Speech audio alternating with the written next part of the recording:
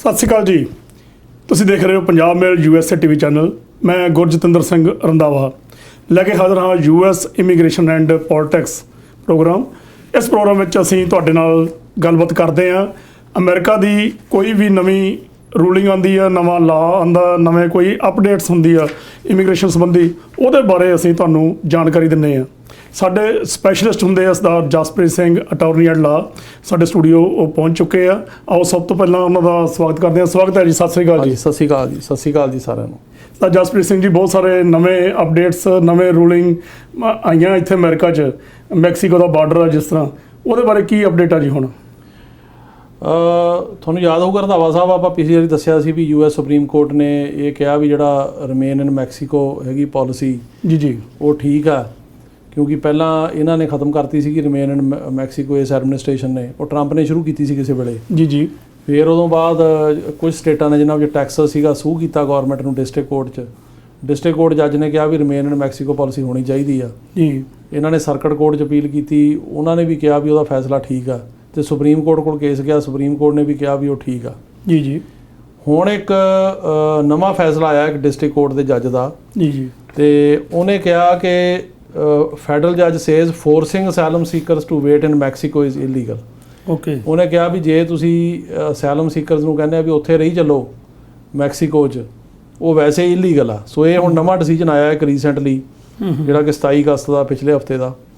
ਤੇ ਉਹਨਾਂ ਨੇ ਕਿਹਾ ਕਿ a federal judge ruled Thursday that a US government's practice of denying migrants a chance to apply for asylum on Mexican border until space opens up is unconstitutional। ਜੀ। ਸੋ ਉਹਨਾਂ ਨੇ ਕਿਹਾ ਵੀ ਜਿਹੜਾ ਇਹ ਹੈਗਾ ਵੀ ਉੱਥੇ ਰਹੀ ਚਲੋ ਤੇ ਇੱਥੇ ਆਉਣ ਦੀ ਇਜਾਜ਼ਤ ਨਹੀਂ ਦੇਣੀ, ਤੇ ਅਸਾਈਲਮ ਜਿਹੜਾ ਹੈਗਾ ਉਹ ਜਦੋਂ ਮੌਕਾ ਹੋਊਗਾ ਉਦੋਂ ਕਰਿਓ ਅਪਲਾਈ, ਵੀ ਇਹ ਅਨਕਨਸਟੀਟਿਊਸ਼ਨਲ ਆ। ਵੀ ਜਿਹੜਾ ਲਾਅ ਹੈਗਾ ਉਹ ਇਹ ਕਹਿੰਦਾ ਵੀ ਜਦੋਂ ਵੀ ਬੰਦਾ ਇੱਥੇ ਆ ਗਿਆ ਬਾਰਡਰ 'ਤੇ ਉਹ ਅਸਾਈਲਮ ਅਪਲਾਈ ਕਰ ਸਕਦਾ। ਸੋ ਤੁਸੀਂ ਉਹਨੂੰ ਇਹ ਗੱਲ ਨੂੰ ਡਿਨਾਈ ਨਹੀਂ ਕਰ ਸਕਦੇ। ਤੇ ਹੁੰਦਾ ਕੀ ਆ ਵੀ ਜਿਹੜਾ US ਹੈਗਾ, ਇਹ ਜਦੋਂ ਬੰਦੇ ਇੱਥੇ ਆਉਂਦੇ ਆ ਤਾਂ ਉਹ ਦੇਖ ਲੈਂਦੇ ਨੇ ਵੀ ਕਿੰਨੇ ਕੁ ਬੰਦਿਆਂ ਦਾ ਅਪਲਾਈ ਕਰਾਉਣਾ ਅਸਾਈਲਮ। ਜੀ।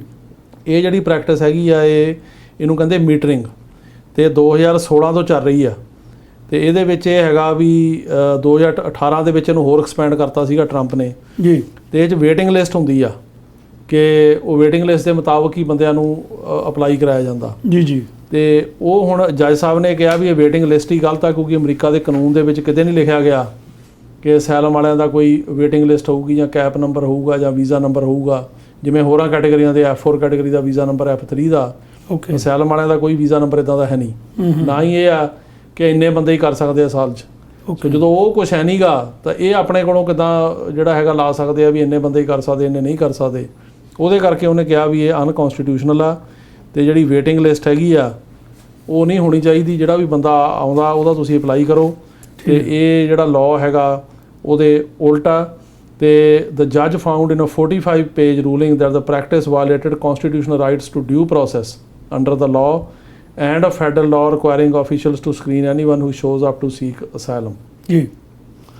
ਉਹਨਾਂ ਦੀ 45 ਪੇਜ ਦੀ ਰੂਲਿੰਗ ਆ, ਤੇ ਉਹਨਾਂ ਨੇ ਇਹ ਗੱਲ ਕਹੀ ਆ ਵੀ ਜਿਹੜੇ ਡਿਊ ਪ੍ਰੋਸੈਸ ਹੈਗਾ ਕਨਸਟੀਟਿਊਸ਼ਨ ਦੇ ਅੰਡਰ ਕਲੌਜ਼, ਉਹਦੀ ਇਹ ਵਾਇਲੇਸ਼ਨ ਹੈਗੀ ਆ, ਤੇ ਜਿਹੜਾ ਫੈਡਰਲ ਲਾਅ ਹੈਗਾ ਉਹਦੀ ਵੀ ਵਾਇਲੇਸ਼ਨ ਹੈਗੀ ਆ। ਜੀ।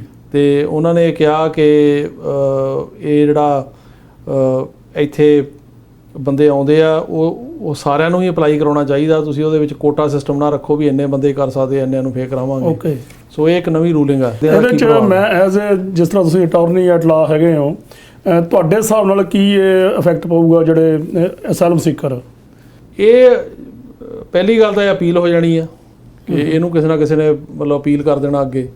ਓਕੇ। ਤੇ ਜੇ ਅਪੀਲ ਹੁੰਦੀ ਆ ਫਿਰ ਦੇਖਣਾ ਉੱਪਰਲੀਆਂ ਕੋਰਟਾਂ ਕੀ ਕਰਦੀਆਂ। ਹੁਣ ਸੁਪਰੀਮ ਕੋਰਟ ਦਾ ਰੁਖ ਆਪਾਂ ਨੂੰ ਪਤਾ ਹੀ ਆ ਕੀ ਆ। ਜੀ।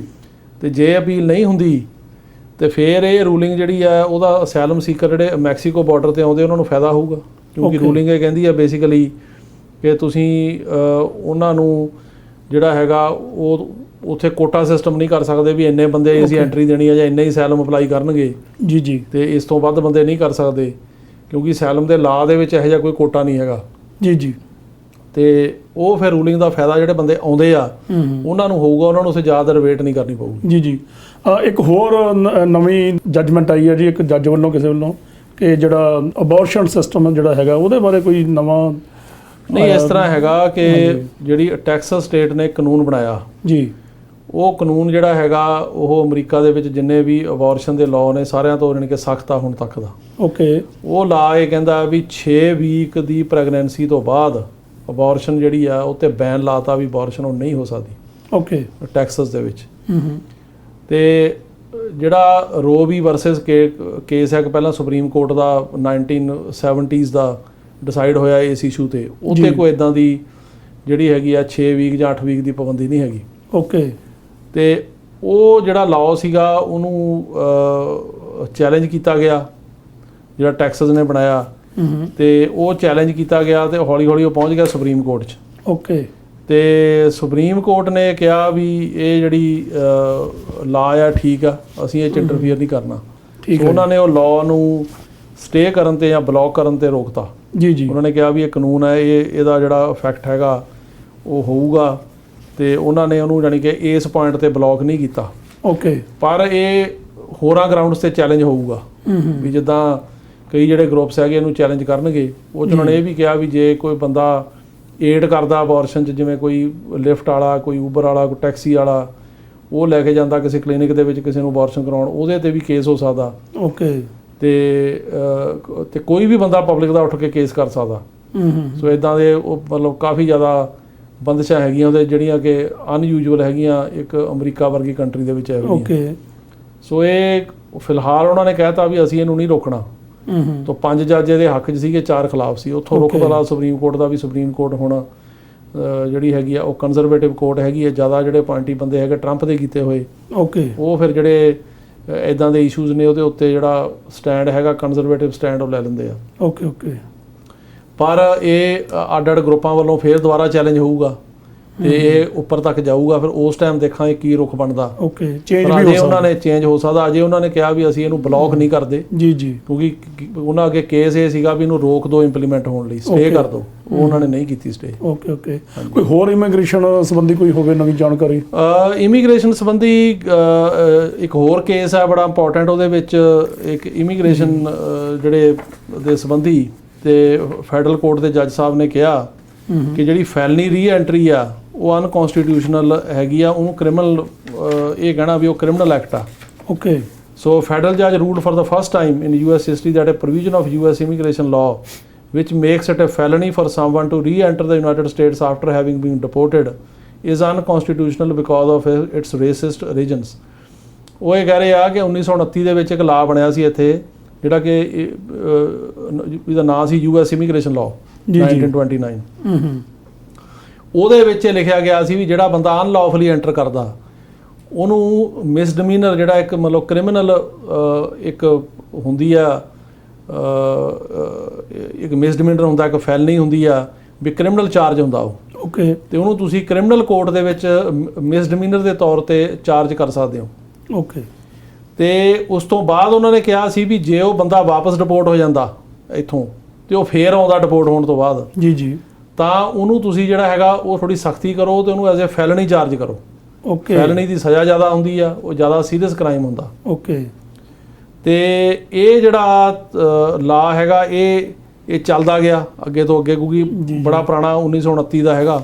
ਓਕੇ, ਫਿਰ ਦੁਬਾਰਾ ਜਿਹੜਾ ਇਮੀਗ੍ਰੇਸ਼ਨ ਦਾ ਇੱਕ ਐਕਟ ਬਣਿਆ, ਉਹ ਐਕਟ ਜਿਹੜਾ ਸੀਗਾ ਉਹ ਬਣਿਆ ਪ੍ਰੈਜ਼ੀਡੈਂਟ ਜਦੋਂ ਕੈਨੇਡੀ ਹੁੰਦੇ ਸੀ ਪ੍ਰੈਜ਼ੀਡੈਂਟ, ਉਹਦੇ ਵਿੱਚ ਵੀ ਜਿਹੜੀਆਂ ਇਹਦੀਆਂ ਪ੍ਰੋਵੀਜ਼ਨਸ ਹੈਗੀਆਂ ਉਹ ਇਨਕੋਰਪੋਰੇਟ ਕੀਤੀਆਂ ਗਈਆਂ, ਉਹ ਰੱਖੀਆਂ ਗਈਆਂ। ਉਹ ਸੀਗਾ immigration and nationality act of 1952।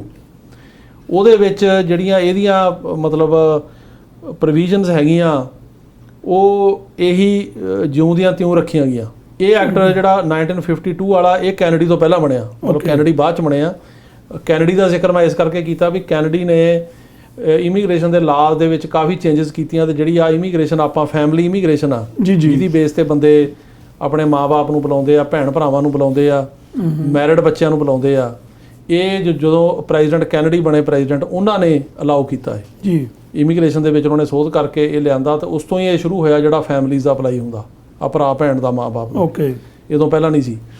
ਤੇ ਜਿਹੜਾ ਇਹ ਸੀਗੀ ਪ੍ਰੋਵੀਜ਼ਨ, ਇਹ ਜਿਹੜਾ 52 ਵਾਲਾ ਸੀ ਉਹਦੇ 'ਚ ਵੀ ਇਨਕੋਰਪੋਰੇਟ ਹੋਈ। ਬਾਅਦ ਦੇ ਵਿੱਚ ਵੀ ਜਿਹੜੇ ਲਾਅ ਬਣੇ ਉਹਨਾਂ ਵਿੱਚ ਵੀ ਉਹ ਰਹੀ, ਹੁਣ ਤੱਕ ਹੈਗੀ ਆ। ਓਕੇ, ਉਹ ਜਿਹੜੇ ਜੱਜ ਨੇ ਮਤਲਬ ਉਹਨਾਂ ਕੋਲੇ ਇਸ਼ੂ ਗਿਆ, ਉਹਨਾਂ ਨੇ ਕਿਹਾ ਵੀ ਇਹਦਾ ਰੇਸਿਸਟ ਰੀਜਨ ਆ, ਵੀ ਜਿਹੜੀ ਇਹ ਪ੍ਰੋਵੀਜ਼ਨ ਆ ਜਦੋਂ ਇਹ ਐਡ ਕੀਤੀ ਗਈ 1929 ਦੇ ਵਿੱਚ ਜੀ ਉਦੋਂ ਇਹਦਾ ਮਤਲਬ ਸੀਗਾ ਕਿ ਜਿਹੜੇ ਹੈਗੇ ਆ ਇਹਦਾ ਸਿਸਟਮ ਸੀ ਕਿ ਜਿਹੜੇ ਯੂਰਪੀਅਨਸ ਨੇ ਉਹਨਾਂ ਨੂੰ ਅਮਰੀਕਾ ਤੋਂ ਬਾਹਰ ਰੱਖਣਾ। ਓਕੇ ਤੇ ਉਹ ਟਾਰਗੇਟ ਕੀਤਾ ਗਿਆ ਮਤਲਬ ਯੂਰਪੀਅਨਸ ਨੂੰ, ਤੇ ਜਿਹੜਾ 1952 ਦੇ ਵਿੱਚ ਇਹਨੂੰ ਰੱਖਿਆ ਗਿਆ ਉਹਦੇ 'ਚ ਟਾਰਗੇਟ ਕੀਤਾ ਗਿਆ ਜਿਹੜੇ ਹਿਸਪੈਨਿਕ ਲੋਕ ਨੇ ਮੈਕਸੀਕੋ ਤੋਂ ਆਉਂਦੇ ਆ। ਓਕੇ। ਤੇ ਅਮਰੀਕਾ ਦਾ ਕਾਨੂੰਨ ਕਿਸੇ ਨੂੰ ਇਸ ਗੱਲ ਤੇ ਡਿਸਕ੍ਰਿਮੀਨੇਟ ਨਹੀਂ ਕਰ ਸਕਦਾ ਵੀ ਬੰਦਾ ਇਹ ਮੈਕਸੀਕਨ ਹੈ ਜਾਂ ਇਹ ਯੂਰਪ ਤੋਂ ਆਇਆ ਜਾਂ ਰਸ਼ੀਅਨ ਹੈ ਜਾਂ ਫਲਾਣਾ, ਉਹ ਇਹਦੇ ਆਧਾਰ ਤੇ ਤੁਸੀਂ ਲਾ ਨਹੀਂ ਬਣਾ ਸਕਦੇ। ਪਰ ਜਿਹੜਾ ਇਹ ਲਾ ਬਣਿਆ ਉਹਦੇ ਪਿੱਛੇ ਇਹ ਪਰਪਸ ਸੀਗਾ at the time the provision was first enacted into the law 1929 the US immigration system was based on a racist quota system। ਉਦੋਂ ਜਾਨੀ ਕਿ ਕੋਟੇ ਸਿਸਟਮ ਤੇ ਇਮੀਗ੍ਰੇਸ਼ਨ ਮਿਲਦੀ ਸੀ ਜਿਹੜਾ ਕਿ ਰੇਸਿਸਟ ਸੀਗਾ। ਓਕੇ। ਤੇ ਇਹ ਜਿਹੜਾ ਲਾ ਹੈਗਾ it was intended to keep the southern and eastern Europeans out of United States. ਉਦੋਂ ਲੋਕ ਆਉਂਦੇ ਹੋਣਗੇ ਸਦਰਨ ਤੇ ਈਸਟਰਨ ਯੂਰਪ ਤੋਂ ਜਿਨ੍ਹਾਂ ਨੂੰ ਇਹ ਰੋਕਣਾ ਚਾਹੁੰਦੇ ਸੀ। ਓਕੇ। ਤੇ ਉਹਨਾਂ ਨੂੰ ਰੋਕਣ ਵਾਸਤੇ ਉਹਨਾਂ ਨੇ ਇਹ ਲਾ ਉਦੋਂ ਬਣਾਇਆ ਸੀ 1929 'ਚ, ਤੇ ਉਹ ਅੱਜ ਤੱਕ ਚੱਲੀ ਜਾਂਦਾ। ਤੇ ਉਹ ਜੱਜ ਨੇ ਕਿਹਾ ਵੀ ਜਿਹੜਾ ਅਮਰੀਕਾ ਦਾ ਕਨਸਟੀਟਿਊਸ਼ਨ ਆ ਉਹ ਇਹੋ ਜਿਹੀ ਕੋਈ ਡਿਸਕ੍ਰਿਮੀਨੇਸ਼ਨ ਨਹੀਂ ਕਰਦਾ ਜੀ ਰੇਸ ਦੀ ਬੇਸ ਤੇ ਜਾਂ ਏਰੀਆ ਦੀ ਬੇਸ ਤੇ ਵੀ ਕਿੱਥੋਂ ਆ ਰਿਹਾ ਬੰਦਾ ਇਹਨੂੰ ਨਾ ਆਉਣ ਦਿਓ। ਤੇ ਇਸ ਕਰਕੇ ਇਹ ਜਿਹੜਾ ਲਾ ਹੈ ਜਿਹੜਾ ਕਹਿੰਦਾ ਵੀ ਜੇ ਤੁਸੀਂ ਇੱਥੇ ਇਲੀਗਲ ਐਂਟਰ ਕਰੋਗੇ ਤੁਹਾਨੂੰ ਮਿਸਡਿਮੀਨਰ ਚਾਰਜ ਹੋਊਗਾ, ਜੇ ਤੁਹਾਨੂੰ ਡਿਪੋਰਟ ਕੀਤਾ ਜਾਂਦਾ ਤੁਸੀਂ ਫੇਰ ਦੁਬਾਰਾ ਆ ਜਾਂਦੇ ਆ ਤਾਂ ਫੈਲਨੀ ਤੇ ਚਾਰਜ ਕੀਤਾ ਜਾ ਸਕਦਾ ਕ੍ਰਿਮੀਨਲ। ਤੇ ਇਹ ਲਾ ਜਿਹੜਾ ਗਲਤ ਹੈਗਾ ਕਿਉਂਕਿ ਇਹਦੀ ਓਰੀਜਨ ਹੀ ਰੇਸਿਸਟ ਆ। ਓਕੇ। ਸੋ ਇਹ ਇੱਕ ਨਵਾਂ ਫੈਸਲਾ ਆਇਆ। ਇਹ ਆਮ ਤੌਰ ਤੇ ਵੈਸੇ ਮੈਂ ਦੱਸਦਾ ਆਪਣੇ ਦਰਸ਼ਕਾਂ ਦੀ ਜਾਣਕਾਰੀ ਲਈ ਕਿ ਆਮ ਤੌਰ ਤੇ ਇਹਨੂੰ ਇਨਫੋਰਸ ਨਹੀਂ ਕੀਤਾ ਜਾਂਦਾ ਜੀ। ਤੇ ਲਾ ਇਹ ਹੈਗਾ ਪਰ ਜਿੰਨੇ ਕੁ ਬੰਦੇ ਇੱਥੇ ਆਉਂਦੇ ਆ ਬਾਰਡਰ ਕ੍ਰਾਸ ਕਰਕੇ ਉਹਨਾਂ ਚੋਂ ਮੇਰਾ ਨਹੀਂ ਖਿਆਲ ਵੀ ਕਿਸੇ ਬੰਦੇ ਨੂੰ ਵੀ ਜਿਹੜਾ ਮਿਸਡਿਮੀਨਰ ਚਾਰਜ ਕੀਤਾ ਜਾਂਦਾ ਹੋਊਗਾ ਇੱਥੇ। ਸੋ ਉਹ ਆਮ ਤੌਰ ਤੇ ਉਹਨੂੰ ਇਹੀ ਸਮਝਿਆ ਜਾਂਦਾ ਵੀ ਜਿਹੜੀ ਇਮੀਗ੍ਰੇਸ਼ਨ ਲਾਅ ਦੀ ਵਾਇਲੇਸ਼ਨ ਆ। ਓਕੇ। ਪਰ ਜੇ ਸਰਕਾਰ ਚਾਹੇ ਤਾਂ ਉਹਨੂੰ ਕ੍ਰਿਮੀਨਲ ਕੇਸ ਚਾਰਜ ਕਰ ਸਕਦੀ ਆ, ਪਰ ਇਹਨੂੰ ਉਹ ਮਤਲਬ ਸਰਕਾਰਾਂ ਇੰਪਲੀਮੈਂਟ ਨਹੀਂ ਕਰਦੀਆਂ। ਠੀਕ ਹੈ। ਉਹ ਕਰਦੀਆਂ ਇਸ ਕਰਕੇ ਨਹੀਂ ਕੋਈ ਕ੍ਰਿਮੀਨਲ ਜਿਹੜੇ ਕੋਟਾ ਨਾ ਹੀ ਉਹਨਾਂ ਕੋਲ ਇੰਨੇ ਕੇਸ ਸੁਣਨ ਦਾ ਸਮਾਂ ਆ ਤੇ ਨਾ ਹੀ ਜੇਲ੍ਹਾਂ ਦੇ ਵਿੱਚ ਇੰਨੀ ਜਗ੍ਹਾ ਹੈਗੀ ਆ ਵੀ ਉੱਥੇ ਇੰਨੇ ਬੰਦਿਆਂ ਨੂੰ ਰੱਖਿਆ ਜਾ ਸਕੇ। ਜੀ ਬਿਲਕੁਲ। ਤੇ ਨਾਲੇ ਉਹਨਾਂ ਦਾ ਹੁੰਦਾ ਵੀ ਜਿਹੜੇ ਅਸਲੀ ਕ੍ਰਿਮੀਨਲ ਨੇ ਜਿਹੜੇ ਬੰਦੇ ਕ੍ਰਾਈਮ ਕਰਦੇ ਆ ਕੋਈ ਵੱਡੇ ਉਹਨਾਂ ਤੋਂ ਧਿਆਨ ਹਟਦਾ ਸਿਸਟਮ ਦਾ। ਜੀ ਬਿਲਕੁਲ। ਕੋਈ ਰਿਸੋਰਸ ਤਾਂ ਉਨੇ ਹੀ ਹੁੰਦੇ ਆ ਨਾ, ਉਨੇ ਹੀ ਅਫਸਰ ਨੇ ਤਾਂ ਉਹ ਤੁਸੀਂ ਜਿਹਦੇ ਮਤਲਬ ਮਰਜ਼ੀ ਪਾਸੇ ਲਾ ਦਿਓ। ਸੋ ਇਮੀਗ੍ਰੇਸ਼ਨ ਜਿਹੜੇ ਵਾਇਲੇਟਰਸ ਨੇ ਉਹਨਾਂ ਦੇ ਪਿੱਛੇ ਜੇ ਆਪਾਂ ਜਿਹੜੀ ਹੈਗੀ ਕ੍ਰਿਮੀਨਲ ਲਾਅ ਐਨਫੋਰਸਮੈਂਟ ਲਾ ਦਈਏ ਜੀ ਤਾਂ ਜਿਹੜੇ ਅਸਲੀ ਮਤਲਬ ਕ੍ਰਿਮੀਨਲ ਨੇ ਉਹਨਾਂ ਦੀ ਜਿਹੜੀ ਜਿਹੜੀ ਪ੍ਰੋਸੀਕਿਊਸ਼ਨ ਹੈਗੀ ਆ ਫੜੋ ਫੜਾਈ ਜਾਂ ਉਹਨਾਂ ਨੂੰ ਜਿਹੜਾ ਪ੍ਰੋਸੀਕਿਊਟ ਕਰਨਾ ਉਹ ਤੇ ਅਸਰ ਪੈਂਦਾ ਇਸ ਚੀਜ਼। ਜੀ ਬਿਲਕੁਲ। ਸੋ ਇਸ ਕਰਕੇ ਇਹ ਇੱਕ ਬੜੀ ਇੰਪੋਰਟੈਂਟ ਜਜਮੈਂਟ ਆ। ਹੁਣ ਦੇਖਦੇ ਆ ਵੀ ਇਹਦਾ ਅੱਗੇ ਚੱਲ ਕੇ ਜੇ ਅਪੀਲ ਹੋਈ ਤਾਂ ਕੀ ਬਣਦਾ। ਦੋਸਤੋ ਇਹ ਤਾਂ ਸੀ ਅਮਰੀਕਾ ਦੇ ਕੁਝ ਇਮੀਗ੍ਰੇਸ਼ਨ ਦੇ ਨਵੇਂ ਰੂਲਸ, ਨਵੇਂ ਰੈਗੂਲੇਸ਼ਨ, ਨਵੇਂ ਲਾਜ਼, ਉਹਦੇ ਬਾਰੇ ਜਾਣਕਾਰੀ ਸਰਦਾਰ ਜਸਪ੍ਰੀਤ ਸਿੰਘ ਅਟਾਰਨੀ ਐਟ ਲਾ ਹੋਰਾਂ ਨੇ ਤੁਹਾਨੂੰ ਦਿੱਤੀ ਆ।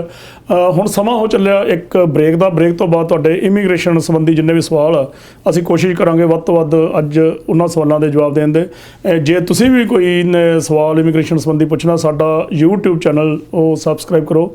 ਉਹੀ ਨਾਂ ਆ ਪੰਜਾਬ ਮੇਲ USA, ਉਹਨੂੰ ਸਬਸਕ੍ਰਾਈਬ ਕਰੋ YouTube ਤੇ ਵੀ, ਤੇ ਉਸ ਤੋਂ ਬਾਅਦ ਉਹਨੂੰ ਬੈਲ ਆਈਕਨ ਦਬਾਓ ਤੇ ਆਪਣਾ ਕੋਈ ਵੀ ਇਮੀਗ੍ਰੇਸ਼ਨ ਸੰਬੰਧੀ ਸਵਾਲ ਆ ਉਹਦੇ ਵਿੱਚ ਤੁਸੀਂ ਲਿਖੋ। ਅਸੀਂ ਅਗਲੇ ਹਫਤੇ ਉਸ ਸਵਾਲ ਦਾ ਜਵਾਬ ਸਰਦਾਰ ਜਸਪ੍ਰੀਤ ਸਿੰਘ ਅਟਾਰਨੀ ਐਟ ਲਾ ਹੋਣਾ ਤੋਂ ਲੈ ਕੇ ਤੁਹਾਡੇ ਤੱਕ ਪਹੁੰਚਾਵਾਂਗੇ। ਮਿਲਦੇ ਹਾਂ ਇੱਕ ਛੋਟੇ ਜਿਹੇ ਬ੍ਰੇਕ ਤੋਂ ਬਾਅਦ। ਤੁਸੀਂ ਬਣੇ ਰਹੋ ਪੰਜਾਬ ਮੇਲ USA TV ਨਾਲ। Jaspreet Singh, attorney at law, New York and California. Immigration, deportation, defense, appeals, family law ਅਤੇ bankruptcy ਲਈ ਸੰਪਰਕ ਕਰੋ। More than 17 years of legal experience. Jaspreet Singh, attorney at law. Break ਤੋਂ ਬਾਅਦ ਇੱਕ ਵਾਰੀ ਫੇਰ ਹਾਜ਼ਰ ਹਾਂ ਮੈਂ Gurjatinder Singh Randhawa. Sardar Jaspreet Singh attorney at law ਨਾਲ ਅਸੀਂ ਗੱਲਾਂ ਬਾਤਾਂ ਜਾਰੀ ਰੱਖਾਂਗੇ। ਇਸ ਤੋਂ ਪਹਿਲਾਂ ਕਿ ਤੁਹਾਡੇ ਇਮੀਗ੍ਰੇਸ਼ਨ ਸੰਬੰਧੀ ਅਸੀਂ ਸਵਾਲਾਂ ਦੇ ਜਵਾਬ ਦਈਏ, ਸਾਡੀ ਫਿਰ ਇੱਕ ਰੀਤ ਬਣੀ ਹੋਈ ਆ ਕਿ ਪਹਿਲੇ ਹਫਤੇ ਕਿਸੇ ਵੀ ਮਹੀਨੇ ਦੇ ਪਹਿਲੇ ਹਫਤੇ ਅਸੀਂ ਤੁਹਾਨੂੰ ਵੀਜ਼ਾ ਬੁਲੇਟਿਨ ਬਾਰੇ ਜਾਣਕਾਰੀ ਦਿੰਦੇ ਹਾਂ। ਵੀਜ਼ਾ ਬੁਲੇਟਿਨ ਇਹ ਹੁੰਦਾ ਕਿ ਤੁਹਾਡੇ ਜਿਹੜੇ ਕੈਟਾਗਰੀਜ਼ ਆ, ਤੁਹਾਡੇ ਕੇਸ ਅਪਲਾਈ ਕੀਤੇ ਹੋਏ ਆ, ਫਰਜ਼ ਕੀਤਾ F4, F3 ਜਾਂ F2 ਆ ਜਾਂ ਕੋਈ ਹੋਰ ਵੀ ਕੈਟਾਗਰੀ ਆ, ਉਹਦੇ ਬਾਰੇ ਅਸੀਂ ਸੰਖੇਪ 'ਚ ਕੁਝ ਜਾਣਕਾਰੀ ਤੁਹਾਨੂੰ ਦਿੰਦੇ ਹਾਂ ਤਾਂ ਕਿ ਤੁਹਾਨੂੰ ਪਤਾ ਲੱਗ ਸਕੇ ਕਿ ਇਸ ਵੇਲੇ ਜਿਹੜੀ ਉੱਥੇ ਅੰਬੈਸੀਆਂ ਜਿਹੜੀਆਂ ਹੈਗੀਆਂ ਹਿੰਦੁਸਤਾਨ ਦੀਆਂ ਜਾਂ ਕਿਤੇ ਹੋਰ ਵੀ ਉੱਥੇ ਕੀ ਇਹ ਚੱਲ ਰਿਹਾ, ਕਿਹੜੀ ਡੇਟ ਚੱਲ ਰਹੀ ਆ। ਸਰਦਾਰ ਜਸਪ੍ਰੀਤ ਸਿੰਘ ਜੀ, ਕੀ ਇਸ ਵੇਲੇ ਅਪਡੇਟ ਆ ਜੀ ਵੀਜ਼ਾ ਬੁਲੇਟਿਨ ਦੀ? ਰੰਧਾਵਾ ਸਾਹਿਬ, ਨਵਾਂ ਵੀਜ਼ਾ ਬੁਲੇਟਿਨ ਆ ਗਿਆ ਸਪਟੈਂਬਰ ਦਾ ਜੀ, ਪਰ ਜ਼ਿਆਦਾ ਕੈਟਾਗਰੀਆਂ ਮੂਵ ਨਹੀਂ ਹੋਈਆਂ। ਓਕੇ। ਉਹਦੇ ਪਿੱਛੇ ਕਾਰਨ ਇਹੀ ਆ ਕਿ ਪਿੱਛੇ ਇੱਕ ਤਾਂ ਇੰਟਰਵਿਊਜ਼ ਵਗੈਰਾ ਜਿਹੜੀਆਂ ਕਈ ਕੈਂਸਲ ਹੋ ਗਈਆਂ। ਓਕੇ। ਤੇ ਉਹ ਜਿਹੜੀ ਹੁਣ ਡੈਲਟਾ ਵੇਰੀਐਂਟ ਆਇਆ ਕੋਵਿਡ ਦਾ, ਉਹਦੇ ਕਰਕੇ ਜਿਹੜੀਆਂ ਇੰਟਰਵਿਊ ਐਮਬੈਸੀ ਦੇ ਵਿੱਚ ਬਹੁਤ ਘੱਟ ਹੋ ਰਹੀਆਂ ਤੇ ਜ਼ਿਆਦਾ ਮੂਵ ਤਾਂ ਨਹੀਂ ਹੋਇਆ। ਪਰ ਮੈਂ ਫਿਰ ਵੀ ਦੱਸ ਦਿੰਦਾ ਵੀ ਜਿਹੜੀ F4 ਕੈਟਾਗਰੀ ਭਰਾ ਭੈਣ ਵਾਲੀ ਆ ਉੱਥੇ ਹੁਣ ਚੱਲ ਰਿਹਾ 15 ਸਤੰਬਰ 2005 ਜੀ। F3 ਕੈਟਾਗਰੀ ਜਿਹੜੀ ਆ ਇਹ ਹੈਗੀ ਮਾਂ-ਬਾਪ ਜਿਹੜੇ US ਸਿਟੀਜ਼ਨ ਦੇ ਮੈਰਿਡ ਬੱਚਿਆਂ ਦਾ ਕਰਦੇ ਆ। ਉਹ ਚੱਲ ਰਿਹਾ ਜੀ 22 ਨਵੰਬਰ 2008 ਇੰਡੀਆ ਦਾ। F2B ਕੈਟਾਗਰੀ ਹੈ ਗ੍ਰੀਨ ਕਾਰਡ ਹੋਲਡਰ ਦੇ 21 ਸਾਲ ਤੋਂ ਉੱਪਰ ਅਨਮੈਰਿਡ ਬੱਚੇ, ਉੱਥੇ ਚੱਲ ਰਿਹਾ 22 ਸਤੰਬਰ 2015। F2A ਕੈਟਾਗਰੀ ਹੈਗੀ ਆ ਜਿਹੜੇ husband wife green card holder ਦੇ 21 ਸਾਲ ਤੋਂ ਘੱਟ ਬੱਚੇ, ਉਹ ਕਰੰਟ ਆ। F1 ਕੈਟਾਗਰੀ ਆ ਉੱਥੇ ਚੱਲ ਰਿਹਾ 1 ਦਸੰਬਰ 2014। ਜੀ। ਤੇ ਜਿਹੜੇ ਡੇਟਾਂ ਦੇ ਡਾਕੂਮੈਂਟ ਮੰਗ ਰਹੇ ਨੇ, ਕਿਉਂਕਿ ਜਿਹੜੀ NVC ਹੁੰਦੀ ਆ ਜਦੋਂ ਡੇਟ ਜਿਹੜੀ ਪ੍ਰਾਇਓਰਟੀ ਦੀ ਆ ਜੀ ਉਹ ਕਰੰਟ ਹੁੰਦੀ ਆ, ਉਸ ਤੋਂ ਪਹਿਲਾਂ 6 ਮਹੀਨੇ ਪਹਿਲਾਂ ਡਾਕੂਮੈਂਟ ਮੰਗਦੀ ਆ। ਇਹਨਾਂ ਵਿੱਚ ਐਫੀਡੇਵਿਟ ਆਫ ਸਪੋਰਟ ਹੁੰਦਾ, ਪੁਲਿਸ ਕਲੀਅਰੈਂਸ ਸਰਟੀਫਿਕੇਟ ਹੁੰਦੇ ਨੇ, ਪਾਸਪੋਰਟ ਕਲੀਅਰੈਂਸ, ਇਹ ਸਾਰਾ ਕੁਝ। ਜੀ। ਉਹ ਜਿਹੜਾ F4 ਕੈਟਾਗਰੀ ਆ ਭਰਾ ਭੈਣ US ਸਿਟੀਜ਼ਨ ਦੀ, ਉੱਥੇ ਚੱਲ ਰਿਹਾ 1 ਜਨਵਰੀ 2006। ਜੀ। ਇਹ ਮੂਵ ਹੋਇਆ ਦਸੰਬਰ, ਮਤਲਬ ਪਿੱਛੇ ਦਸੰਬਰ ਸੀ ਉਹ ਤੋਂ ਜਨਵਰੀ ਹੋ ਗਿਆ। F3 ਚੱਲ ਰਿਹਾ ਜੀ 22 ਅਗਸਤ 2009। F2B ਜਿਹੜਾ ਗ੍ਰੀਨ ਕਾਰਡ ਹੋਲਡਰ ਦੇ 21 ਸਾਲ ਤੋਂ ਉੱਪਰ ਆ ਉਹ ਚੱਲ ਰਿਹਾ 22 ਸਪਟੈਂਬਰ 2016। ਜੀ। F2A ਕੈਟਾਗਰੀ ਆ 1 ਜੂਨ 2021। F2A category green card holder ਦੇ ਹਸਬੈਂਡ ਵਾਈਫ ਤੇ 21 ਸਾਲ ਤੋਂ ਘੱਟ ਬੱਚੇ ਆ। ਇਹ ਕੈਟਾਗਰੀ ਕਰੰਟ ਆ। ਜੀ। ਤੇ ਜਿਹੜੀ F1 ਕੈਟਾਗਰੀ ਉਹ ਚੱਲ ਰਿਹਾ 15 ਮਈ 2016। ਜੀ। ਸੋ ਇਹਨਾਂ ਡੇਟਾਂ ਤੇ ਜਿਹੜੇ ਡਾਕੂਮੈਂਟਸ ਹੈਗੇ ਨੇ, ਪਾਸਪੋਰਟ ਕਲੀਅਰੈਂਸ ਹੋ ਗਈ, ਪੁਲਿਸ ਕਲੀਅਰੈਂਸ ਹੋ ਗਈ, ਤੇ ਉਹ ਸਾਰੇ ਇਸ ਕਿਸਮ ਦੇ ਪੇਪਰ ਉਹ ਜਿਹੜੇ ਮੰਗ ਰਹੇ ਆ। ਇੱਕ ਬੜਾ ਸਾਂਝਾ ਜਿਹਾ ਕਾਮਨ ਜਿਹਾ ਸਵਾਲ ਆ, ਸਾਡੇ ਦਰਸ਼ਕਾਂ ਨੇ ਬਹੁਤ ਸਾਰਿਆਂ ਨੇ ਪੁੱਛਿਆ ਕਿ ਜਦੋਂ ਉਹਨਾਂ ਨੂੰ ਕਾਲ ਆ ਜਾਂਦੀ ਆ, ਫਰਜ਼ ਕੀਤਾ ਸਤੰਬਰ 2005 ਇਸ ਵੇਲੇ ਚੱਲ ਰਿਹਾ F4 ਕੈਟਾਗਰੀ ਦਾ, ਜੇ ਉਹਨਾਂ ਨੂੰ ਕਾਲ ਆਉਂਦੀ ਆ ਜਾਂ ਈਮੇਲ ਆਉਂਦੀ, ਉਸ ਤੋਂ ਬਾਅਦ ਕਿੰਨਾ ਟਾਈਮ ਲੱਗਦਾ? ਇਹ ਡਿਪੈਂਡ ਕਰਦਾ। ਹੁਣ ਜੇ ਫਰਜ਼ ਕਰੋ F4 ਕੈਟਾਗਰੀ 'ਚ 15 ਸਤੰਬਰ 2005 ਚੱਲ ਰਿਹਾ ਜੀ, ਉਹਦਾ ਮਤਲਬ ਇਹ ਨਹੀਂ ਆ ਕਿ ਜਿਨ੍ਹਾਂ ਨੇ 15 ਸਤੰਬਰ ਤੋਂ ਪਹਿਲਾਂ ਜੁਲਾਈ ਜਾਂ ਜੂਨ 2005 'ਚ ਅਪਲਾਈ ਕੀਤਾ ਸੀ ਉਹਨਾਂ ਨੂੰ ਵੀਜ਼ੇ ਲੱਗ ਗਏ ਸਾਰਿਆਂ ਨੂੰ। ਇਹਦਾ ਮਤਲਬ ਹੈ ਉੱਥੋਂ ਤੱਕ ਪ੍ਰੋਸੈਸਿੰਗ ਕਰ ਰਹੇ ਆ ਜੀ। ਤੇ ਇਹੋ ਜਿਹੇ ਕਈ ਬੰਦੇ ਰਹਿ ਗਏ ਹੋਣਗੇ ਜਿਨ੍ਹਾਂ ਨੇ ਮਾਰਚ, ਫਰਵਰੀ ਜਾਂ ਅਪ੍ਰੈਲ 'ਚ ਅਪਲਾਈ ਕੀਤਾ, ਇਹ ਤੱਕ ਇੰਟਰਵਿਊ ਨਹੀਂ ਆਈ। ਸੋ ਉੱਥੋਂ ਤੱਕ ਉਹ ਪਹੁੰਚ ਗਏ ਆ, ਲੇਕਿਨ ਇੰਟਰਵਿਊ ਡੇਟ ਜਿਹੜੀ ਆ ਉਹ ਉਹਨਾਂ ਨੇ ਆਪਣੇ ਹਿਸਾਬ ਨਾਲ ਦੇਣੀ ਹੈ। ਇੰਟਰਵਿਊ ਬਹੁਤ ਘੱਟ ਹੋ ਰਹੀਆਂ, ਸੋ ਇਹਦੇ ਕਰਕੇ ਜਿਹੜੀ ਡਿਲੇ ਆ।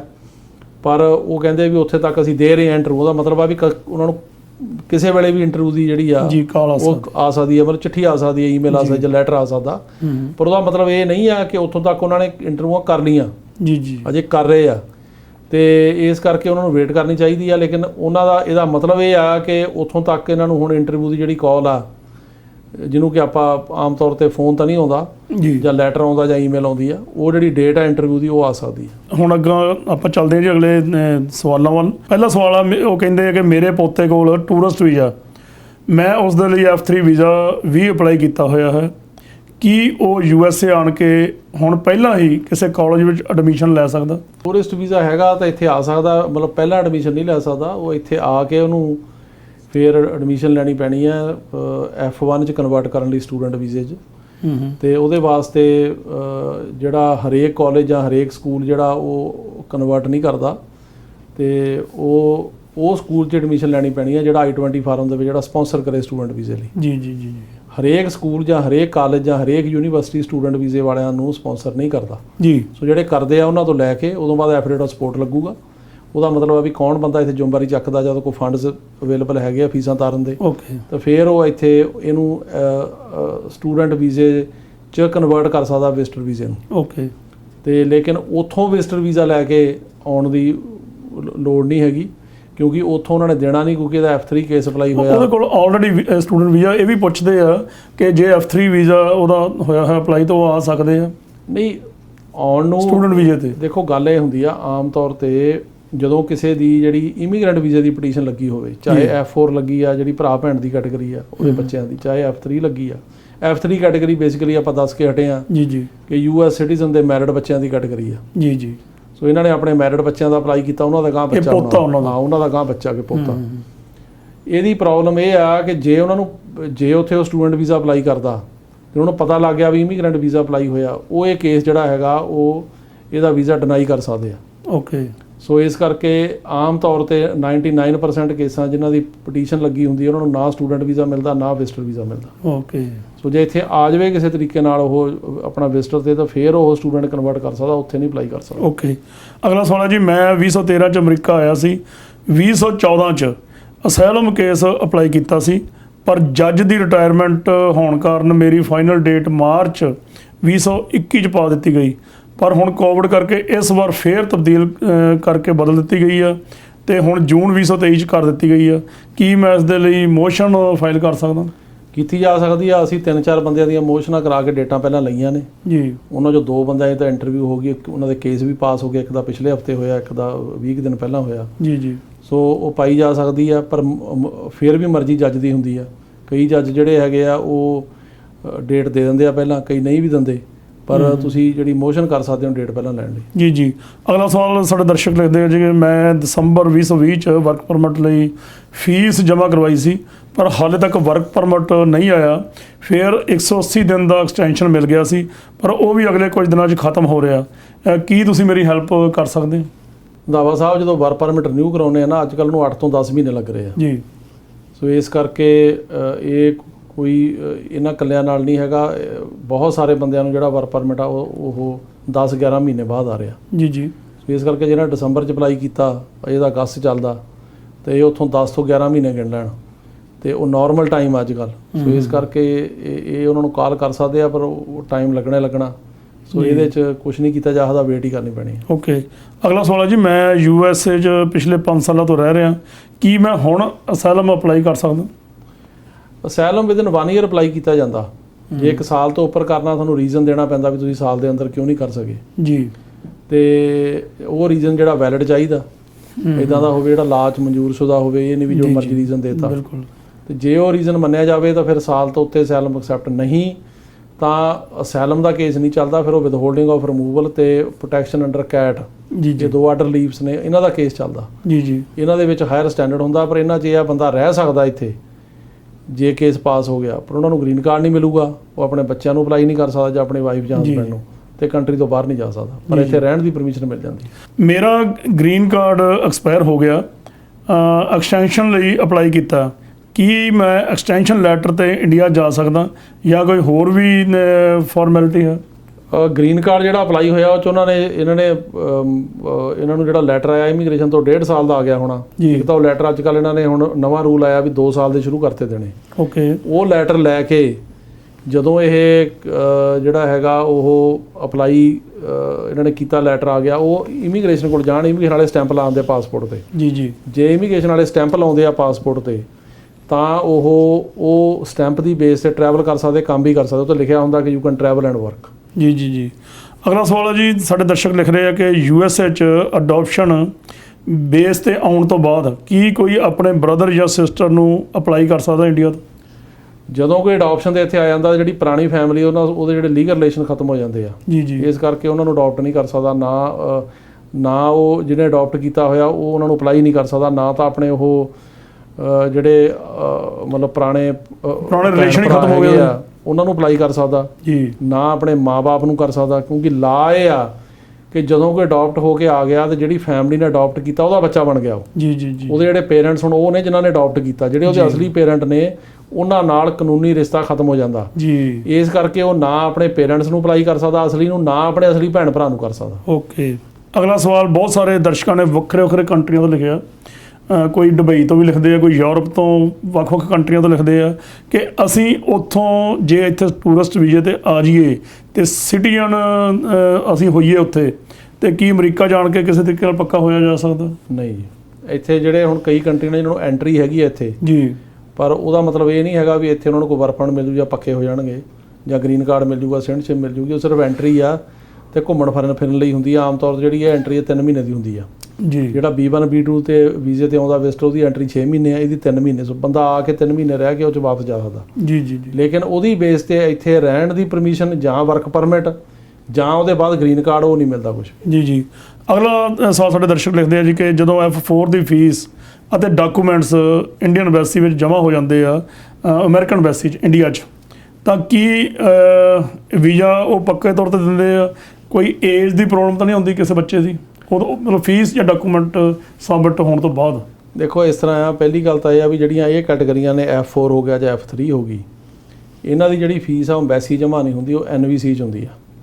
ਵੀ ਨੈਸ਼ਨਲ ਵੀਜ਼ਾ ਸੈਂਟਰ ਕੋਲ ਫੀਸ ਜਾਂਦੀ ਹੈ ਜਿਹੜੀ ਆ ਜੀ। ਨੈਸ਼ਨਲ ਵੀਜ਼ਾ ਸੈਂਟਰ ਕੋਲ ਹੀ ਡਾਕੂਮੈਂਟ ਜਾਂਦੇ ਆ ਜੀ। ਜਿੰਨੇ ਸਾਰੇ ਆਪਾਂ ਐਫੀਡੇਵਿਟ ਆਫ ਸਪੋਰਟ ਜਮ੍ਹਾਂ ਕਰਾਉਂਦੇ ਆ ਜਾਂ ਆਪਾਂ ਜਿਹੜੀਆਂ ਹੈਗੀਆਂ ਪੁਲਿਸ ਕਲੀਅਰੈਂਸ, ਪਾਸਪੋਰਟ ਕਲੀਅਰੈਂਸ ਵਗੈਰਾ ਜੋ ਵੀ ਡਾਕੂਮੈਂਟ ਭੇਜਦੇ ਆ, ਉਹ ਨੈਸ਼ਨਲ ਵੀਜ਼ਾ ਸੈਂਟਰ ਕੋਲ ਜਾਂਦੇ ਆ ਜੀ ਜੀ। ਉਦੋਂ ਬਾਅਦ ਜਦੋਂ NVC ਐਕਸੈਪਟ ਕਰ ਲੈਂਦੀ ਆ, ਉਸ ਤੋਂ ਬਾਅਦ ਅੱਗੇ ਜੇ ਬੱਚੇ ਦੀ ਉਮਰ 21 ਸਾਲ ਤੋਂ ਉੱਪਰ ਹੋਵੇ, ਜਿਵੇਂ ਇਹਨਾਂ ਦਾ ਸਵਾਲ ਇਹ ਆ ਵੀ ਜੇ ਕੋਈ ਬੱਚੇ ਦੀ ਉਮਰ 21 ਸਾਲ ਤੋਂ ਉੱਪਰ ਹੋਊਗੀ ਤਾਂ ਉਹਨੂੰ ਕੱਢਿਆ ਜਾ ਸਕਦਾ, ਇਹ ਜਮ੍ਹਾਂ ਹੋਣ ਤੋਂ ਬਾਅਦ ਵੀ ਕੱਢਿਆ ਜਾ ਸਕਦਾ। ਇਹ ਨਹੀਂ ਹੈਗਾ ਕਿਉਂਕਿ ਉਹ ਜਿਹੜੀ ਉਹ ਵੀਜ਼ਾ ਮਿਲਣ ਤੱਕ ਕੱਢ ਸਕਦੇ ਆ।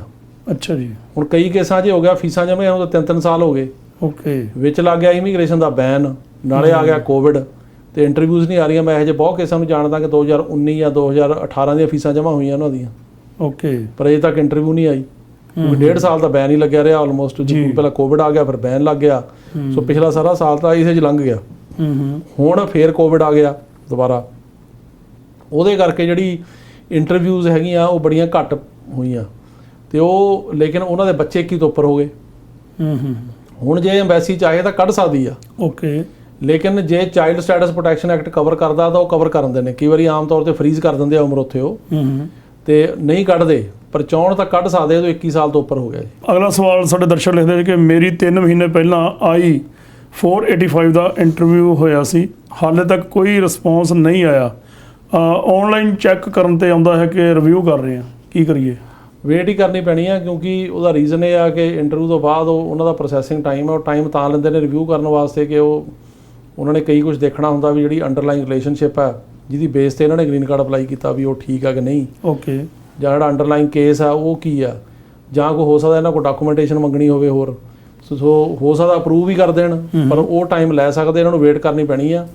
ਜੇ ਹੋਰ 2-3 ਮਹੀਨੇ ਨਹੀਂ ਕੁਛ ਆਉਂਦਾ ਤਾਂ ਇਨਕੁਆਇਰੀ ਪਾ ਸਕਦੇ ਆ। ਓਕੇ, ਅਗਲਾ ਸਵਾਲ ਸਾਡੇ ਦਰਸ਼ਕ ਲਿਖ ਰਹੇ ਆ ਜੀ ਕਿ ਕੀ ਅਮਰੀਕਾ ਦੇ 에ਅਰਪੋਰਟ ਤੇ ਜਦੋਂ ਅਸੀਂ ਪਹੁੰਚ ਜਾਈਏ ਉਦੋਂ ਹੀ ਅਸਾਈਲਮ ਅਪਲਾਈ ਕੀਤਾ ਜਾ ਸਕਦਾ? ਹਾਂਜੀ, ਅਸਾਈਲਮ ਤਾਂ ਜਦੋਂ ਬੰਦਾ ਇੱਥੇ ਐਂਟਰ ਕਰਦਾ, ਚਾਹੇ 에ਅਰਪੋਰਟ ਤੇ ਆਵੇ ਚਾਹੇ ਬਾਰਡਰ ਤੇ ਆਵੇ। ਆਪਾਂ ਹੁਣੇ ਇੱਕ ਰੂਲਿੰਗ ਇਸੇ ਪ੍ਰੋਗਰਾਮ ਦੱਸ ਕੇ ਹਟੇ ਆ ਜੀ ਕਿ ਇਮੀਗ੍ਰੇਸ਼ਨ ਜੱਜ ਨੇ ਇਹ ਕਿਹਾ ਕਿ ਤੁਸੀਂ ਕਿਸੇ ਨੂੰ ਅਸਾਈਲਮ ਅਪਲਾਈ ਕਰਨ ਤੋਂ ਨਹੀਂ ਰੋਕ ਸਕਦੇ, ਉੱਤੇ ਕੋਈ ਤੁਸੀਂ ਬੰਦਿਸ਼ ਜਾਂ ਕੋਟਾ ਨਹੀਂ ਲਾ ਸਕਦੇ। ਸੋ ਜਦੋਂ ਬੰਦਾ ਐਂਟਰੀ ਪੁਆਇੰਟ ਤੇ ਆਉਂਦਾ, ਚਾਹੇ ਬਾਰਡਰ ਤੇ ਆਵੇ ਚਾਹੇ 에ਅਰਪੋਰਟ ਤੇ ਆਵੇ, ਜੇ ਉਹਨੂੰ ਐਂਟਰੀ ਨਹੀਂ ਦਿੰਦੇ ਤਾਂ ਉਹ ਬੰਦਾ ਉੱਥੇ ਅਸਾਈਲਮ ਅਪਲਾਈ ਕਰ ਸਕਦਾ, ਕਹਿ ਸਕਦਾ ਵੀ ਮੈਨੂੰ ਮੇਰੀ ਕੰਟਰੀ 'ਚ ਖਤਰਾ, ਮੈਂ ਨਹੀਂ ਜਾ ਸਕਦਾ, ਤੇ ਉਹਨੂੰ ਫਿਰ ਉਹ ਉੱਥੋਂ ਕੈਂਪ 'ਚ ਲੈ ਜਾਂਦੇ ਆ। ਉਹਦੀ ਕ੍ਰੈਡੀਬਲ ਫੀਅਰ ਹੁੰਦੀ ਹੈ, ਜੇ ਕ੍ਰੈਡੀਬਲ ਫੀਅਰ 'ਚੋਂ ਪਾਸ ਹੋ ਜਾਂਦਾ ਤਾਂ ਫਿਰ ਉਸ ਤੋਂ ਬਾਅਦ ਉਹਨੂੰ ਬੌਂਡ ਵਗੈਰਾ ਤੇ ਰਿਲੀਜ਼ ਕੀਤਾ ਜਾ ਸਕਦਾ ਜਾਂ ਅੰਦਰ ਹੀ ਕੇਸ ਲੜ ਸਕਦਾ। ਅਗਲਾ ਸਵਾਲ ਹੈ ਜੀ, ਕੀ ਵਿਜ਼ਟਰ ਵੀਜ਼ਾ ਤੇ ਜਿਹੜਾ USA ਆ ਉਹ ਇਸ ਵੇਲੇ ਖੁੱਲ੍ਹਾ? ਨਹੀਂ, ਵਿਜ਼ਟਰ ਵੀਜ਼ਾ ਅਜੇ ਬੰਦ ਆ ਜੀ, ਤੇ ਅਜੇ ਉਹਨਾਂ ਨੇ ਇਹਦੇ ਬਾਰੇ ਕੋਈ ਜਿਹੜੀ ਕਲੈਰੀਫਿਕੇਸ਼ਨ ਨਹੀਂ ਦਿੱਤੀ ਵੀ ਕਦੋਂ ਖੁੱਲੂਗਾ ਵਿਜ਼ਟਰ ਵੀਜ਼ਾ। ਜੀ, ਸੋ ਜਿਨ੍ਹਾਂ ਦਾ ਲੱਗਿਆ ਹੋਇਆ ਉਹ ਵੀ ਨਹੀਂ ਆ ਸਕਦੇ, ਤੇ ਜਿਹੜੇ ਨਵੇਂ ਐਪਲੀਕੈਂਟ ਨੇ ਜੇ ਕਿਸੇ ਨੇ ਲੈਣਾ ਵਿਜ਼ਟਰ ਵੀਜ਼ਾ ਉਹ ਵੀ ਅਜੇ ਅਪਲਾਈ ਨਹੀਂ ਕਰ ਸਕਦਾ। ਜੀ। ਹਾਂਜੀ, ਅਗਲਾ ਸਵਾਲ ਹੈ ਜੀ, ਮੈਂ 2015 'ਚ USA ਆਇਆ ਸੀ ਪਰ ਹਾਲੇ ਤੱਕ ਕੋਈ ਸਟੇਟਸ ਅਪਲਾਈ ਨਹੀਂ ਕੀਤਾ।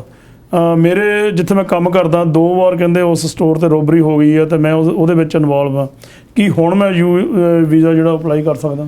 ਵੀਜ਼ੇ ਦੀਆਂ ਸ਼ਰਤਾਂ ਹੁੰਦੀਆਂ ਨੇ। ਵੀਜ਼ਾ ਸਰਟਨਲੀ ਤੁਸੀਂ ਕਰ ਸਕਦੇ ਹੋ, ਪਰ ਕੱਲਾ ਰੋਬਰੀ ਦੀ ਬੇਸ 'ਤੇ ਵੀਜ਼ਾ ਨਹੀਂ ਹੁੰਦਾ, ਉਹਦੇ ਵਾਸਤੇ ਫਿਜ਼ੀਕਲ ਹਾਰਮ ਹੋਣਾ ਜ਼ਰੂਰੀ ਹੈ। ਜੀ। ਸੋ ਜੇ ਰੋਬਰੀ ਦੌਰਾਨ ਇਹਨਾਂ ਨੂੰ ਹਾਰਮ ਹੋਇਆ ਕੋਈ ਤੇ ਫਿਰ ਇਹ ਵੀਜ਼ਾ ਅਪਲਾਈ ਕਰ ਸਕਦੇ ਆ, ਤੇ ਉਹ ਵੀਜ਼ੇ ਦੇ ਤੇ ਉਹਦੇ ਵਾਸਤੇ ਇਹ ਬੰਦਿਸ਼ ਨਹੀਂ ਹੁੰਦੀ ਕਿ ਤੁਹਾਨੂੰ ਆਇਆ ਨੂੰ ਕਿੰਨੀ ਦੇਰ ਹੋ ਗਈ ਜਾਂ ਤੁਹਾਡਾ ਸਟੇਟਸ ਕੀ ਆ ਜਾਂ ਤੁਹਾਡੇ ਤੇ ਕੋਈ ਡੈਪੂਟੇਸ਼ਨ ਲੱਗੀ ਆ। ਈਵਨ ਜਿਹੜੇ ਬੰਦਿਆਂ ਦੇ ਡੈਪੂਟੇਸ਼ਨ ਲੱਗੀ ਆ ਉਹ ਵੀ ਕਰ ਸਕਦੇ ਆ, ਜਿਹੜੇ ਲੀਗਲ ਨਹੀਂ ਵੀ ਆਏ ਉਦਾਂ ਹੀ ਆਇਆ ਬਾਰਡਰ ਲੰਘ ਕੇ ਉਹ ਵੀ ਕਰ ਸਕਦੇ ਆ। ਯੂ ਵੀਜ਼ਾ ਕੋਈ ਵੀ ਕਰ ਸਕਦਾ ਅਪਲਾਈ। ਪਰ ਇਹ ਦੇਖਣ ਵਾਲੀ ਗੱਲ ਆ ਕਿ ਕੀ ਇਹਨਾਂ ਦਾ ਜਿਹੜਾ ਕੇਸ ਆ ਉਹ ਯੂ ਵੀਜ਼ੇ 'ਚ ਕੁਆਲੀਫਾਈ ਕਰਦਾ, ਹਰੇਕ ਕੇਸ ਨਹੀਂ ਕੁਆਲੀਫਾਈ ਕਰਦਾ। ਸੋ ਜੇ ਉਹ 'ਚ ਕੁਆਲੀਫਾਈ ਕਰਦਾ ਫਿਰ ਕਰ ਸਕਦੇ। ਅਗਲਾ ਸਵਾਲ ਹੈ ਜੀ, ਕਹਿੰਦੇ ਆ ਕਿ IR-1 ਬਾਰੇ ਜਾਣਕਾਰੀ ਦਿਓ। ਦੇਖੋ, ਇਸ ਤਰ੍ਹਾਂ ਹੁੰਦਾ ਕਿ ਜਿਹੜੀ ਹੁਣ ਕਈ ਕੈਟੇਗਰੀਆਂ ਕਰੰਟ ਹੁੰਦੀਆਂ ਨੇ ਅਮਰੀਕਾ ਲਾ ਥੱਲੇ, ਖਾਸ ਕਰਕੇ ਜਦੋਂ US ਸਿਟੀਜ਼ਨ ਜਿਹੜਾ ਹੈਗਾ ਉਹ ਵਿਆਹ ਕਰਦਾ ਜਾਂ ਅੱਜ ਕੱਲ੍ਹ ਗ੍ਰੀਨ ਕਾਰਡ ਹੋਲਡਰ ਵੀ ਕਰੰਟ ਆ। ਸੋ ਕਰੰਟ ਕੈਟੇਗਰੀ ਦੇ ਵਿੱਚ ਦਾ ਮਤਲਬ ਇਹ ਨਹੀਂ ਹੈਗਾ ਕਿ ਵੀਜ਼ਾ ਉਹਨਾਂ ਨੂੰ ਇਮੀਡੀਏਟ ਅਵੇਲੇਬਲ ਹੋ ਜਾਊਗਾ। ਉਹਨਾਂ ਕੈਟੇਗਰੀਆਂ ਦੇ ਵਿੱਚ ਕੋਈ ਵੇਟਿੰਗ ਪੀਰੀਅਡ ਨਹੀਂ ਹੈਗਾ, ਲੇਕਿਨ ਕੋਵਿਡ ਦੀ ਪੋਜੀਸ਼ਨ ਕਰਕੇ ਵੀਜ਼ਾ ਨੰਬਰ ਉੱਥੇ ਵੀ ਬਹੁਤ ਟਾਈਮ ਲੱਗ ਰਿਹਾ ਜੀ। ਸੋ ਇਹਨਾਂ ਕੈਟੇਗਰੀਆਂ ਦੇ ਵਿੱਚ ਇੱਥੇ ਕਿ ਫਸਟ ਪ੍ਰੈਫਰੈਂਸ ਕੈਟੇਗਰੀਜ਼ ਨੇ, ਜਿਨ੍ਹਾਂ ਵਿੱਚ ਕਿ US ਸਿਟੀਜ਼ਨ ਦੇ ਮਾਂ-ਬਾਪ, ਜਦੋਂ US ਸਿਟੀਜ਼ਨ ਆਪਣੇ ਮਾਂ-ਬਾਪ ਦਾ ਅਪਲਾਈ ਕਰਦਾ ਉਹ 'ਚ ਕੋਈ ਵੀਜ਼ਾ ਨੰਬਰ ਨਹੀਂ ਹੈਗਾ, ਕਰੰਟ ਕੈਟੇਗਰੀ ਆ। US ਸਿਟੀਜ਼ਨ ਆਪਣੇ ਹਸਬੈਂਡ ਵਾਈਫ ਦਾ ਕਰਦਾ ਅਪਲਾਈ ਤੇ 21 ਸਾਲ ਤੋਂ ਘੱਟ ਬੱਚਿਆਂ ਦਾ, ਉਹ ਵੀ ਕਰੰਟ ਆ। ਅੱਜ ਕੱਲ੍ਹ ਗ੍ਰੀਨ ਕਾਰਡ ਹੋਲਡਰ ਜੇ ਅਪਲਾਈ ਕਰਦਾ ਆਪਣੇ ਹਸਬੈਂਡ ਵਾਈਫ ਤੇ ਛੋਟੇ ਬੱਚਿਆਂ ਦਾ 21 ਤੋਂ ਘੱਟ, ਉਹ ਵੀ ਕਰੰਟ ਆ। ਇਹਨਾਂ ਕੈਟੇਗਰੀਆਂ ਦੇ ਵਿੱਚ ਕੋਈ ਵੀਜ਼ਾ ਨੰਬਰ ਦੀ ਗੱਲ ਨਹੀਂ ਹੈਗੀ ਵੀ ਇੰਨਾ ਸਾਲ, ਜਿਵੇਂ ਆਪਾਂ ਪੜ੍ਹ ਕੇ ਹਟੇ ਹਾਂ ਵੀ F4 ਦੇ ਵਿੱਚ ਜੀ ਹੁਣ ਸਤੰਬਰ 2005 ਚੱਲ ਰਿਹਾ ਜਾਂ F3 'ਚ ਨਵੰਬਰ 2008 ਚੱਲ ਰਿਹਾ, ਇਹਦੇ ਵਿੱਚ ਇੱਦਾਂ ਦੀ ਕੋਈ ਗੱਲ ਨਹੀਂ ਗੀ। ਸੋ ਇਹ 'ਚ ਤੁਸੀਂ ਜਦੋਂ ਅਪਲਾਈ ਕਰਤਾ ਕਰੰਟ ਆ, ਇਹ ਨਹੀਂ ਹੈਗਾ ਵੀ 16 ਚੱਲ ਰਿਹਾ ਕਿ 17 ਕਿ 19 ਚੱਲ ਰਿਹਾ ਉੱਥੇ। ਲੇਕਿਨ ਉਹਦਾ ਮਤਲਬ ਨਾਲ ਇਹ ਵੀ ਨਹੀਂ ਕਿ ਉਹਨਾਂ ਨੂੰ ਵੀਜ਼ੇ ਬੜੇ ਤੇਜ਼ ਮਿਲ ਰਹੇ ਨੇ। ਸੋ ਇਹ ਜਿਹੜੀ ਹੁਣ ਸਿਚੁਏਸ਼ਨ ਹੈਗੀ ਆ ਜਿਹੜੀ ਕੋਵਿਡ ਦੀ ਆ ਪਿੱਛੇ ਬੈਨ ਵੀ ਲੱਗਿਆ, ਇਹਨਾਂ ਗੱਲਾਂ ਕਰਕੇ ਵੀਜ਼ੇ ਉੱਥੇ ਸਲੋ ਨੇ, ਪਰ ਕੋਈ ਜਿਹੜਾ ਹੈਗਾ ਵੇਟਿੰਗ ਪੀਰੀਅਡ ਨਹੀਂ ਹੈਗਾ। ਓਕੇ, ਅਗਲਾ ਸਵਾਲ ਸਾਡੇ ਦਰਸ਼ਕ ਪੁੱਛ ਰਹੇ ਆ ਜੀ ਕਿ ਈਗਲ ਐਕਟ ਬਾਰੇ ਕੀ ਅਪਡੇਟ ਹੈਗੀ ਹੈ ਜੀ ਹੁਣ? ਈਗਲ ਐਕਟ ਬਾਰੇ ਕੋਈ ਅਪਡੇਟ ਨਹੀਂ, ਉਹ ਇੰਟਰੋਡਿਊਸ ਹੋਇਆ ਸੀ, ਜਿੱਥੇ ਪਿਆ ਉੱਥੇ ਹੀ ਪਿਆ, ਉਦੋਂ ਬਾਅਦ ਅੱਗੇ ਨਹੀਂ ਤੁਰਿਆ ਜੀ। ਅਗਲਾ ਸਵਾਲ ਸਾਡੇ ਦਰਸ਼ਕ ਲਿਖ ਰਹੇ ਆ ਜੀ ਕਿ ਯੂਐਸ ਵਿੱਚ ਇਨਵੈਸਟਮੈਂਟ ਵੀਜ਼ਾ ਤੇ ਆਉਣਾ ਚਾਹੁੰਦੇ ਹੋ, ਕੀ ਪਹਿਲਾਂ ਤੋਂ ਚੱਲ ਰਹੇ ਬਿਜ਼ਨਸ ਵਿੱਚ ਉਹ ਆਪਣੀ ਪਾਰਟਨਰਸ਼ਿਪ ਕਰ ਸਕਦੇ ਹੋ? ਨਹੀਂ, EB5 ਕੈਟਾਗਰੀ ਦੀ ਗੱਲ ਕਰ ਰਹੇ ਆ। EB5 ਕੈਟਾਗਰੀ ਦੇ ਵਿੱਚ $5 ਲੱਖ ਇਨਵੈਸਟ ਹੁੰਦਾ। ਪਹਿਲਾਂ ਟਰੰਪ ਨੇ 9 ਕਰਤਾ ਸੀ, ਇਹਨਾਂ ਨੇ ਘਟਾ ਕੇ 5 ਫੇਰ ਕਰਤਾ। ਤੇ ਉਹਦੇ ਵਾਸਤੇ ਜਿਹੜੇ ਰੀਜਨਲ ਸੈਂਟਰ ਨੇ ਜੀ ਜਿਹੜੇ ਕਿ ਰਜਿਸਟਰ ਹੋਏ ਹੁੰਦੇ ਨੇ ਸਰਕਾਰ ਦੇ ਕੋਲ, ਉਹਨਾਂ ਰੀਜਨਲ ਸੈਂਟਰਾਂ ਦੇ ਵਿੱਚ ਇਨਵੈਸਟਮੈਂਟ ਕਰਨੀ ਪੈਂਦੀ, ਜਿੱਥੇ ਮਰਜ਼ੀ ਤੁਸੀਂ ਇਨਵੈਸਟ ਨਹੀਂ ਕਰ ਸਕਦੇ ਜੀ, ਨਾ ਹੀ ਤੁਸੀਂ ਕਿਸੇ ਵੀ ਚੱਲਦੇ ਬਿਜ਼ਨਸ ਕਰ ਸਕਦੇ ਹੋ ਜੀ। ਜਿਹੜੇ ਰੀਜਨਲ ਸੈਂਟਰ ਨੇ ਉਹਨਾਂ ਦੇ ਵਿੱਚ ਇਨਵੈਸਟ ਕਰਨਾ ਪੈਂਦਾ। ਉਹਨਾਂ ਦੇ ਵਿੱਚ ਕਈ ਚੱਲਦੇ ਬਿਜ਼ਨਸ ਹੁੰਦੇ ਨੇ ਜੀ, ਪਰ ਉਹ ਪਹਿਲਾਂ ਸੈਂਟਰ ਰਜਿਸਟਰ ਕਰਾਉਣਾ ਪੈਂਦਾ ਇਸ ਪਰਪਸ ਲਈ। ਉਹਦੇ ਵਿੱਚ ਤੁਸੀਂ ਇਨਵੈਸਟ ਕਰ ਸਕਦੇ ਹੋ। ਉਹਦੇ ਬਾਅਦ ਉਹਨਾਂ ਦੀ ਰਿਕੁਆਇਰਮੈਂਟ ਇਹ ਹੁੰਦੀ ਵੀ ਉਹਨਾਂ ਨੇ 11 ਜੋਬਾਂ ਕ੍ਰੀਏਟ ਕਰਨੀਆਂ ਜੀ, ਤੇ ਤੁਹਾਨੂੰ ਪਹਿਲਾਂ 2 ਸਾਲ ਦਾ ਕੰਡੀਸ਼ਨਲ ਗ੍ਰੀਨ ਕਾਰਡ ਮਿਲਦਾ, ਫਿਰ ਕੰਡੀਸ਼ਨ ਰਿਮੂਵ ਹੋਣ ਤੋਂ ਬਾਅਦ 10 ਸਾਲ ਦਾ ਮਿਲਦਾ, ਤੇ ਪਰ ਉਹਦੇ ਵਿੱਚ ਹੀ ਇਨਵੈਸਟ ਕਰਨਾ ਪੈਂਦਾ ਜੀ। ਅਗਲਾ ਸਵਾਲ ਹੈ ਜੀ ਕਿ ਉਹ ਕਹਿੰਦੇ ਆ ਮੇਰਾ ਸੈਲਫ ਕੇਸ ਚੱਲ ਰਿਹਾ, ਮੇਰੀ ਵਾਈਫ ਕੋਲ ਵਿਜ਼ਟਰ ਵੀਜ਼ਾ ਆਲਰੇਡੀ ਹੈਗਾ, ਕੀ ਉਹ ਇੱਥੇ ਆ ਸਕਦੀ ਹੈ? ਵਿਜ਼ਟਰ ਵੀਜ਼ਾ ਹੈਗਾ, ਆ ਤਾਂ ਸਕਦੇ ਆ, ਪਰ ਉਹਨਾਂ ਨੂੰ ਉੱਥੇ ਬਾਰਡਰ ਤੇ ਰੋਕਿਆ ਜਾਂ 에ਅਰਪੋਰਟ ਤੇ ਰੋਕਿਆ ਜਾ ਸਕਦਾ। ਉਹ ਪੁੱਛ ਸਕਦੇ ਆ ਵੀ ਤੁਹਾਡਾ ਹਸਬੈਂਡ, ਕਿਉਂਕਿ ਉਹਨਾਂ ਦੇ ਸਿਸਟਮ 'ਚ ਹੁੰਦਾ ਵੀ ਉਹ ਗਿਆ ਸੀ, ਉਹਨੇ ਸੈਲਮ ਲਾਤਾ, ਤੇ ਤੁਸੀਂ ਕਹਿੰਦੇ ਮੈਂ ਵਿਜ਼ਿਟ ਕਰਕੇ ਇੱਥੋਂ ਘੁੰਮ ਫਿਰ ਕੇ ਵਾਪਸ ਚਲੇ ਜਾਣਾ, ਸੋ ਅਸੀਂ ਕਿੱਦਾਂ ਬਲੀਵ ਕਰ ਲਈਏ? ਹੋ ਸਕਦਾ ਤੁਸੀਂ ਵੀ ਉਹਦੇ ਨਾਲ ਹੀ ਇੱਥੇ ਰਹਿ ਕੇ ਸੈਲਮ ਕਰ ਦਿਓ, ਸੋ ਇਸ ਕਰਕੇ ਉਹਨਾਂ ਨੂੰ 에ਅਰਪੋਰਟ ਤੇ ਰੋਕਿਆ ਜਾ ਸਕਦਾ। ਅਗਲਾ ਸਵਾਲ ਸਾਡੇ ਦਰਸ਼ਕ ਲਿਖਦੇ ਆ ਜੀ ਕਿ ਮੇਰਾ ਵਰਕ ਪਰਮਿਟ 2020 ਨਵੰਬਰ ਵਿੱਚ ਗਵਾਚ ਗਿਆ ਸੀ, ਮੈਂ ਦੁਬਾਰਾ ਅਪਲਾਈ ਕਰ ਦਿੱਤਾ ਸੀ, ਪਰ ਅਜੇ ਤੱਕ ਕੋਈ ਅਪਰੂਵਲ ਲੈਟਰ ਤੱਕ ਨਹੀਂ ਆਈ। ਰੰਧਾਵਾ ਸਾਹਿਬ, ਇਹਦੇ ਬਾਰੇ ਆਪਾਂ ਦੱਸ ਕੇ ਹਟੇ ਹਾਂ ਜੀ ਕਿ ਅੱਜ ਕੱਲ੍ਹ ਤਕਰੀਬਨ 8 ਤੋਂ 10 ਮਹੀਨੇ ਲੱਗ ਰਹੇ ਆ ਜੀ ਜਦੋਂ ਆਪਾਂ ਰਿਨਿਊ ਕਰਾਉਂਦੇ ਆ ਵਰਕ ਪਰਮਿਟ। ਸੋ ਇਹ ਹੁਣ ਨਾਰਮਲ ਟਾਈਮ ਹੋ ਗਿਆ ਜੀ। ਸੋ ਇਸ ਕਰਕੇ ਇਹਨਾਂ ਦਾ ਜਿਹੜਾ ਹੈਗਾ, ਇਹਨਾਂ ਨੂੰ ਚਾਹੀਦਾ ਪਰਸਿਊ ਕਰਨਾ, ਤੋਂ ਆਪਣਾ ਰਾਈਟ ਆ ਪਤਾ ਕਰਨਾ ਇਮੀਗ੍ਰੇਸ਼ਨ ਤੋਂ ਜੀ, ਪਰ 10-11 ਮਹੀਨੇ ਤਾਂ ਆਮ ਜੀ ਗੱਲ ਆ। ਸੋ ਇਹ ਉਹਨਾਂ ਦੇ ਜਿਹੜਾ ਪ੍ਰੋਸੈਸਿੰਗ ਟਾਈਮ 'ਚ ਹੀ ਆ, ਪਰ ਇਹ ਉੱਥੋਂ ਪਤਾ ਕਰਨ, ਪਰ ਹੋ ਸਕਦਾ ਵੀ ਇਹਨਾਂ ਦਾ ਹੋਰ ਮਹੀਨਾ 2 ਮਹੀਨੇ ਤੱਕ ਵਰਕ ਪਰਮਿਟ ਆਵੇ ਜੀ। ਬਹੁਤ ਬਹੁਤ ਸ਼ੁਕਰੀਆ ਜੀ। ਦੋਸਤੋ, ਇਹ ਤਾਂ ਸੀ ਤੁਹਾਡੇ ਇਮੀਗ੍ਰੇਸ਼ਨ ਸੰਬੰਧੀ ਸਵਾਲ, ਉਹਨਾਂ ਦੇ ਜਵਾਬ ਦਾ ਜਸਪ੍ਰੀਤ ਸਿੰਘ ਅਟਾਰਨੀ ਐਟ ਲਾ ਨੇ ਤੁਹਾਨੂੰ ਬਹੁਤ ਵਧੀਆ ਤਰੀਕੇ ਨਾਲ ਦਿੱਤੇ ਆ। ਉਮੀਦ ਹੈ ਕਿ ਤੁਸੀਂ ਇਹਨਾਂ ਸਵਾਲਾਂ ਤੋਂ ਪੂਰੇ ਸੰਤੁਸ਼ਟ ਹੋਵੋਗੇ। ਤੁਹਾਡਾ ਵੀ ਕੋਈ ਸਵਾਲ ਹੋਵੇ, ਤੁਸੀਂ ਸਾਡੇ YouTube ਚੈਨਲ, TV ਤੋਂ ਇਲਾਵਾ ਸਾਡਾ YouTube ਚੈਨਲ, ਉੱਤੇ ਤੁਸੀਂ ਇਹ ਸਵਾਲ ਲਿਖ ਸਕਦੇ ਹੋ। ਸਾਡਾ YouTube ਚੈਨਲ ਆ ਪੰਜਾਬ ਮੇਲ USA, ਉਹਨੂੰ ਸਬਸਕ੍ਰਾਈਬ ਕਰੋ, ਉਹਦਾ ਬੈਲ ਆਈਕਨ ਦਬਾਓ, ਜਾਂ ਕੋਈ ਸਿੱਧਾ ਵੀ ਤੁਸੀਂ ਜਸਪ੍ਰੀਤ ਸਿੰਘ ਅਟਾਰਨੀ ਐਟ ਲਾ ਤੋਂ ਆਪਣਾ ਸਵਾਲ ਪੁੱਛਣਾ ਚਾਹੁੰਦੇ ਹੋ, ਫੋਨ ਨੰਬਰ ਆ 9179154142। ਉਮੀਦ ਕਰਦੇ ਹਾਂ ਕਿ ਅੱਜ ਦਾ ਇਹ ਪ੍ਰੋਗਰਾਮ ਤੁਹਾਨੂੰ ਜ਼ਰੂਰ ਪਸੰਦ ਆਇਆ ਹੋਵੇਗਾ।